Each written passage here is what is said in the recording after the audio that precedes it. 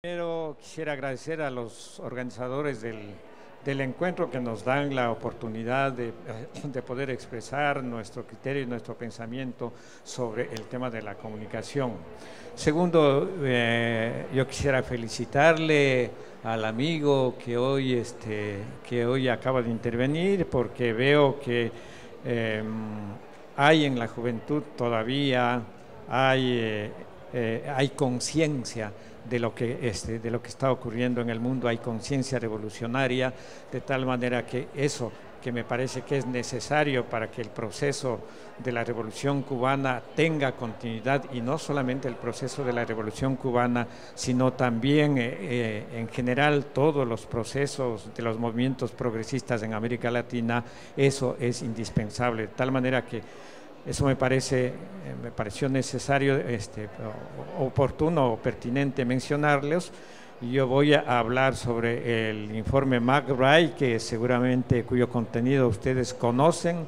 Espero no aburrirles, voy a hablar nada más que 15 minutos sobre el tema y espero no aburrirlos, porque evidentemente entre el anterior expositor y quien les está hablando hay un cambio abismal de generaciones, de tal manera que, bueno, voy a entrar directamente al grano. Yo voy en mi exposición, lo que yo pretendo es, uno, señalar que el informe McBride tiene todavía actualidad, pese a que han pasado 40 años desde que se hizo público ese informe. Han pasado 44 años, y lo que se ha hecho es realmente muy poco, de tal manera que yo diría que el mundo en general, los países en general, las generaciones que vivimos ese tiempo, tenemos una deuda con el informe McBride, en la medida en que ese informe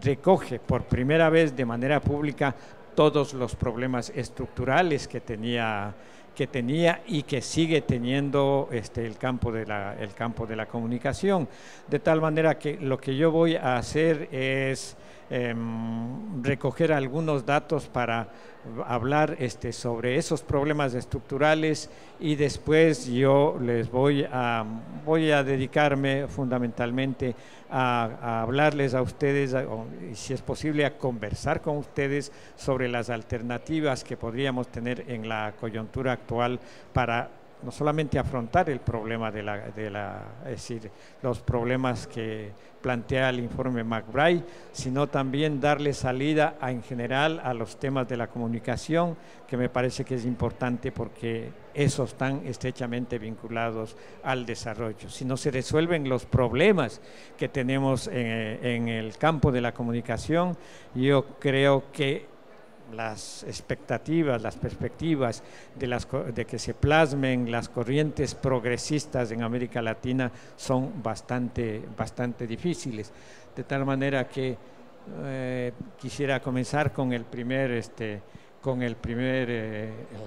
primera lámina. Allí lo que yo estoy planteando es que los desequilibrios estructurales en el flujo de la información y la comunicación que fueron detectados por el informe McBride siguen presentes en este momento, como yo les había mencionado. ¿Cuáles son las características? ¿Cuáles son las características de ese informe? Para mí, lo que hizo el informe, en primer lugar, es reconocer que la comunicación es un hecho esencialmente económico, que de alguna manera contradice lo que siempre se ha dicho desde el punto de vista, desde el lado de los pensadores neoliberales, desde el lado de los pensadores funcionalistas, que miran a la comunicación como un hecho exclusivamente de carácter de principios, sin desconocer que la comunicación implica libertad de expresión, significa derecho a la información, significa derecho a la búsqueda de información. Yo creo que hay que pensar que la comunicación es fundamentalmente un hecho económico, y un hecho económico que genera a quienes son dueños del negocio, les genera rentabilidad.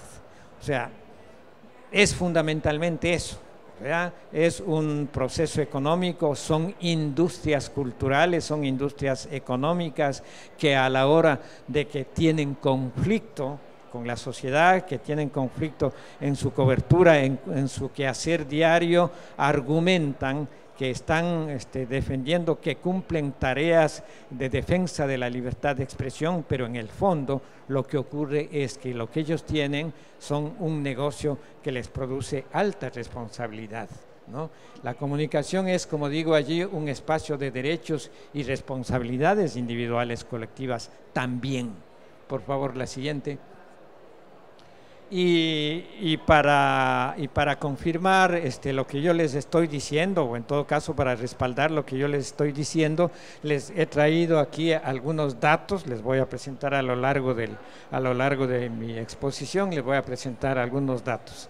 Tan es un hecho económico la comunicación, que hay datos de que las comunicaciones globales mueven cerca de 1.6 billones de dólares en sus ventas, que equivalen al 12% del Producto Nacional Bruto en el mundo. Si ustedes recuerdan o tienen antecedentes de cuánto es lo que, por ejemplo, sectores de la economía, como los recursos naturales, como el petróleo, aportan al Producto Nacional Bruto o al Producto Mundial Bruto, van a tener una idea de esa dimensión. Eso no llega generalmente al 5%, pero en el caso de la comunicación por sí sola representa el 16% del Producto Nacional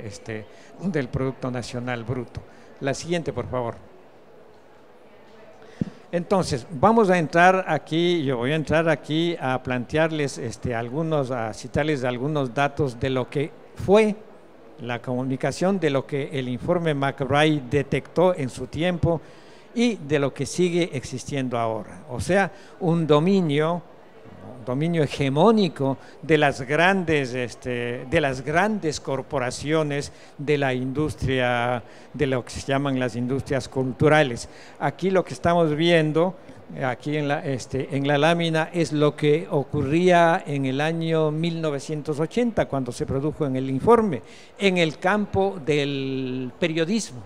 Ojo, no todavía en el campo total de la comunicación, sino únicamente en el campo del periodismo. 3, 4 grandes agencias que dominaban el mercado mundial de las noticias, el mercado mundial de la información. Esas 4 grandes agencias, curiosamente, están únicamente en los Estados Unidos y en Europa. La única agencia que ustedes verán grande, es decir, una grande que no formaba parte de esas corporaciones, es la agencia TASS de lo que fue la Unión Soviética. Entonces, en primer lugar, comenzamos con con este hecho, grandes corporaciones noticiosas dominando el mercado mundial, con su forma de presentar, de ver el mundo, de presentar las noticias. Vamos viendo, por favor, la siguiente.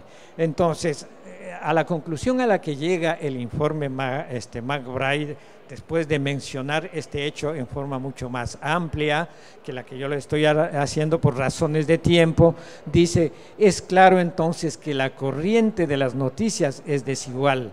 Hay una información mayor acerca del mundo desarrollado que acerca del mundo de los países en vías de desarrollo. Esta idea el informe lo desarrolla más ampliamente, como los digo. Si es que ustedes no conocen el informe McBride, yo los invito a que lo lean más detenidamente. Está en internet, se encuentra ese informe. Pero hay un hecho, yo diría que no, el panorama no ha sido tan totalmente negro, como producto de todo el esfuerzo o de las realidades, de los acontecimientos históricos, de los procesos históricos que se han ido dando en el mundo, pese a ese dominio hegemónico en ese tiempo, y precisamente por el dominio hegemónico y para dar respuesta a ese dominio hegemónico se produjeron algunos hechos que son importantes, ¿no?, en el campo del periodismo internacional.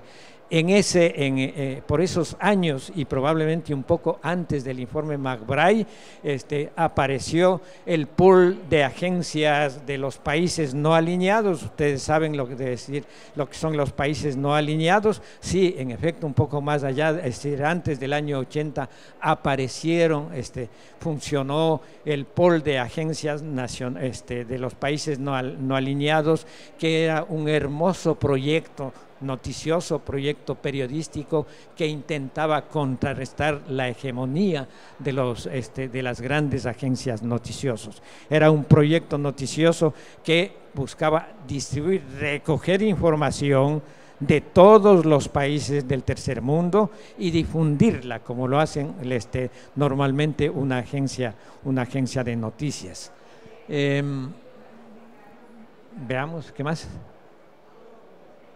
Ya, entonces estaba Prensa Latina, estaba Prensa Latina, y Prensa Latina es una experiencia que venía desde los años 60, del comienzo de la revolución. ¿Por qué? Porque para entonces ya la revolución cubana comenzó a experimentar los efectos nocivos de la hegemonía de los países, de las grandes agencias, porque las grandes agencias lo que hacían es distorsionar la naturaleza de la revolución cubana, y allí comenzó Prensa Latina como parte de la Operación Verdad. Aquí tengo un colega periodista que fue de la Prensa Latina. Yo también trabajé en Prensa Latina. Entonces esa es una experiencia que se produjo en ese momento mucho antes. Estuvo también Notimex, la agencia mexicana de noticias, ¿no?, que lamentablemente desapareció. Estuvo Telam de Argentina, que acaba de desaparecer por la acción del gobierno de derecha que ahora está gobernando en la Argentina. Está ventajosamente Telesur, que es producto de un proceso de cambios, producto de un proceso revolucionario que se está desarrollando en Venezuela. Y yo lo he puesto también aquí a Al Jazeera, que es una agencia árabe que, aunque no tiene exactamente un carácter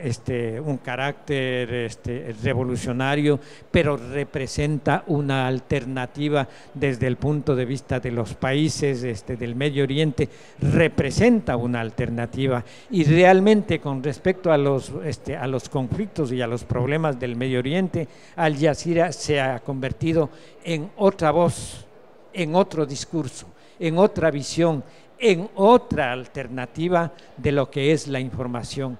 Gracias a Al Jazeera nosotros sabemos lo que realmente está ocurriendo en el Medio Oriente, porque por lo demás el resto de agencias noticiosas de Occidente, de Europa, de los Estados Unidos, no nos dan la verdad de los acontecimientos y sobre todo no interpretan los hechos como están ocurriendo en el Medio Oriente.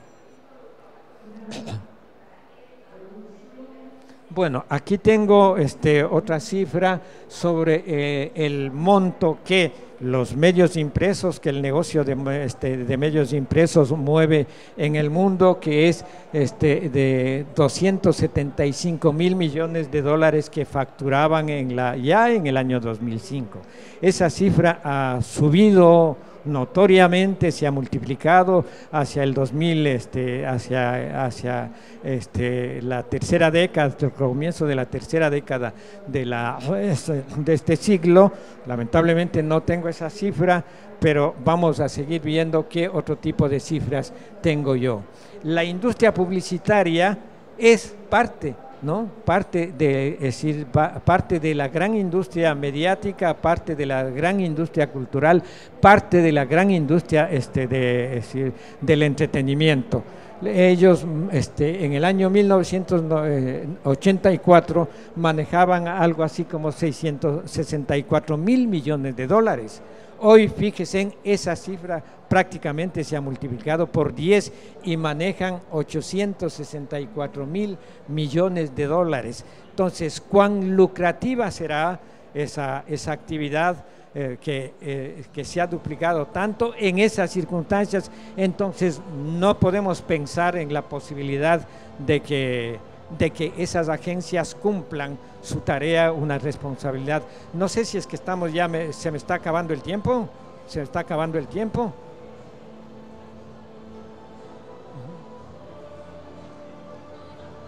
¿Un minuto?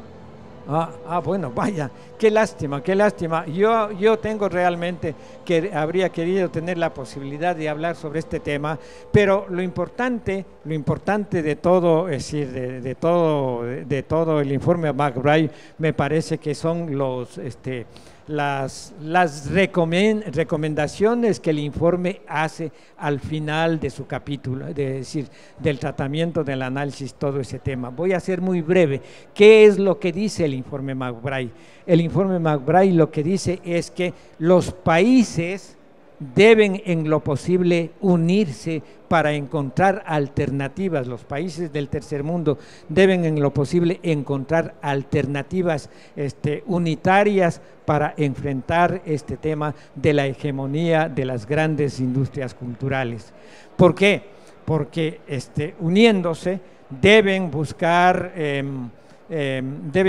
primero recursos financieros, y la búsqueda de recursos financieros para desarrollar actividades que implican tanto dinero como se ve acá, eso realmente no lo pueden hacer los países de manera individual, tienen que hacerlo de manera colectiva, tendrían que hacerlo. Tienen que buscar, dice el informe McBride, producir sus propios productos noticiosos y producir su propia tecnología.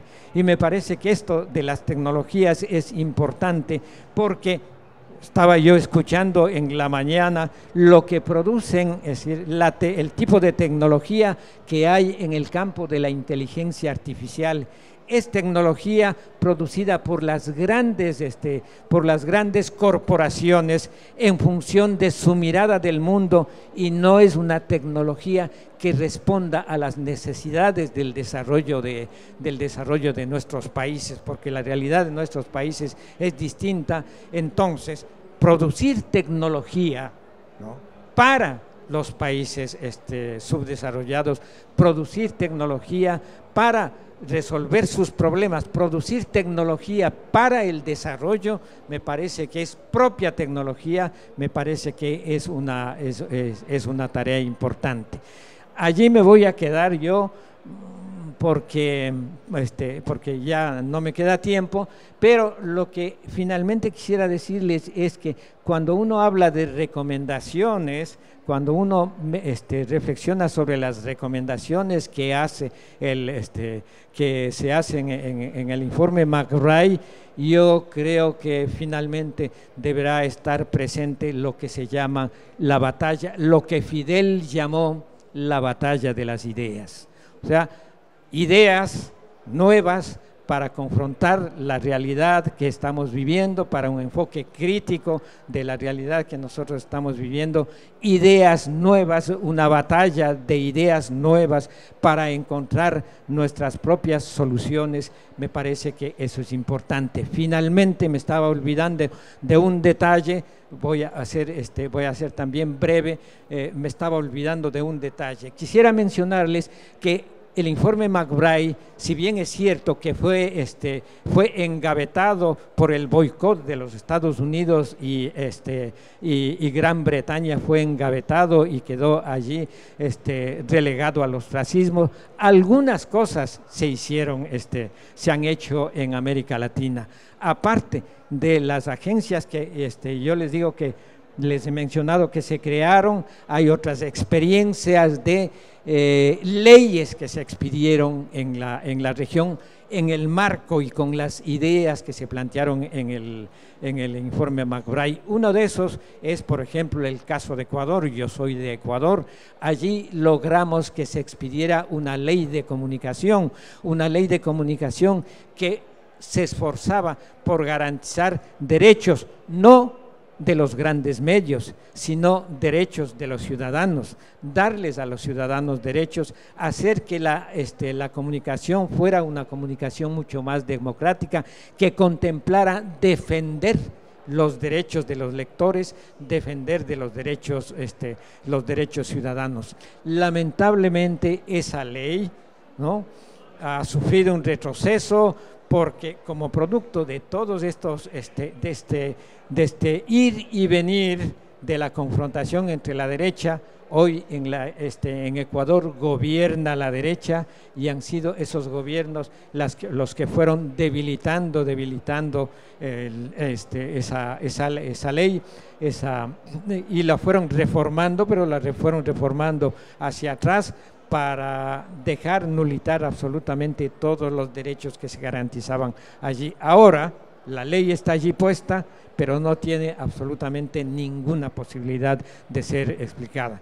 Tareas entonces tenemos por delante: retomar todo lo que el informe McBride planteó, tareas, retomar todas las cosas que se han hecho se hicieron en un determinado momento y que han sufrido un retroceso, y tareas por sostener lo que hay en este momento.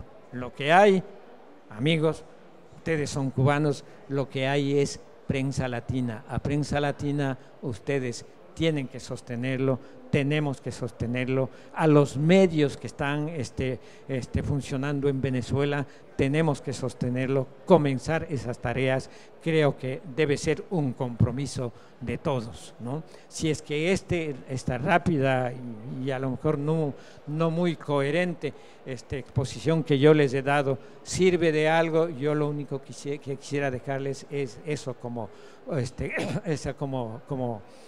visión mía, que hay que sostener, hay que comprometerse con lo que existe y hay que comprometerse con las tareas que hay que desarrollar por delante. Muchas gracias.